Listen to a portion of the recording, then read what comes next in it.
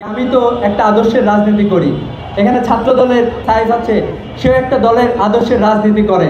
President Ziaur Rahman বাংলাদেশের সংবিধানে আল্লাহর প্রতি পূর্ণ বিশ্বাস এবং আস্থার কথা এনেছিলেন। আমার দলও এজ এ সংগঠন, ছাত্র শিবিরের কর্মীরা, যেহেতু আমরা ইসলামকে ধারণ করি, এখানে অন্যান্য বাম সংগঠনের নেতৃবৃন্দ আছে, তারা হচ্ছে মার্কসের আদর্শ অথবা লেনিনের আদর্শ বাস্তবায়ন করতে চায় বাংলাদেশে। আমরাও তো ইসলাম নিয়ে রাজনীতি করি। তাহলে আমি তো বলবো যে আমার আদর্শটা এখানে প্রাধান্য পাক, অন্য কেউ বলবে তার আদর্শটা এখানে প্রাধান্য পাক। আমরা যদি সবার কথাটাও মেনে নিই যে এই সনদ অন্তত যাতে সবার রিফ্লেকশনটা যাতে এখানে থাকে, ওই সাপ্লাই যারা মারা গেল, ওই বিডিআর বিদ্রোহে যারা মারা গেল, ওই মোদি বিরোধী আন্দোলনে যারা মারা গেল, সবার যাতে স্বীকৃতি এখানে থাকে, সবার যাতে রাজনৈতিক আকাঙ্ক্ষা যাতে এখানে থাকে। আমরা সাম্যের কথা বলি, কিন্তু আমি বলবো যে ন্যায় এবং ইনসাফের কথা, ইনসাফ এবং ন্যায্যতার কথা, মর্যাদা এবং স্বাধীনতার কথা, সুরক্ষা এবং প্রতিরোধের কথা। আমাদের বাংলাদেশে অসংখ্য পিছিয়ে পড়া জনগোষ্ঠী আছে, পাহাড়ি যারা আছে, পাহাড়ি বাঙালি এবং অন্যান্যরাও যারা আছে, তাদেরও তো আসলে ন্যায্যতা দরকার। এজন্য আমরা সাম্য না বলে আমরা এটাকে বলতে চাই যে এখানে ন্যায় এবং ইনসাফ এবং ন্যায্যতা এটা যাতে এনশিওর হয় আমাদের জুলাই বিপ্লবের সনদে। আমরা এমন একটা গ্রাউন্ডে যাতে যাই যে জিরো গ্রাউন্ড, সবার আকাঙ্ক্ষা যাতে এখানে রিফ্লেকশন হয়। আমি মনে করি আমাদের অসংখ্য জায়গা আছে যে এখানে আমরা সবাই জিরো গ্রাউন্ডে যেতে পারি, সবাই ঐক্যমত হইতে পারি। সেই বিষয়গুলো অন্তত যাতে এই জুলাই সনদে স্থান পায়।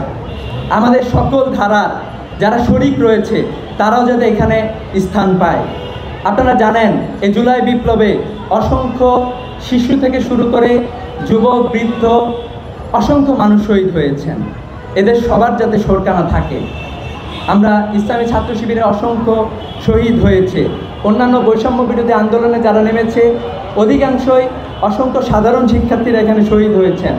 অন্যান্য যারা মুসলিম চেতনা লালন করে এবং শহীদ হওয়ার জন্য যারা রাস্তায় নেমেছিল, তাদেরও যাতে চেতনার প্রতিফলন এই সনদে যাতে আসে, এটা আমাদের প্রত্যাশা। বিপ্লবে আমরা সবাই রাস্তায় নেমেছিলাম, এখানে যারা আছে সবাই রাস্তায় নেমেছিলাম। আমি জানি অনেকে রাস্তায় নামতে পারে নাই, কিন্তু তারাও এই আন্দোলনের সাথে সম্পৃক্ত ছিল। আপনারা সবাই ছিলেন, আমরা সবাই ছিলাম। আমাদের সবার বিপ্লবীদের সকল সহিংসতার দায় মুক্তি দিতে হবে। বিপ্লবীরা যাতে এই আন্দোলনে সম্পৃক্ত হওয়ার কারণে আগামীতে কোনো রকম যাতে বঞ্চনা এবং নিপীড়নের শিকার না হয়, এ বিষয়টা এনশিওর করতে হবে। আমাদের সবার পক্ষ থেকে একটা তো রাষ্ট্র করবে, আমাদের দাবি একটা আছে, আপনারা করেন বিভিন্ন জায়গা থেকে।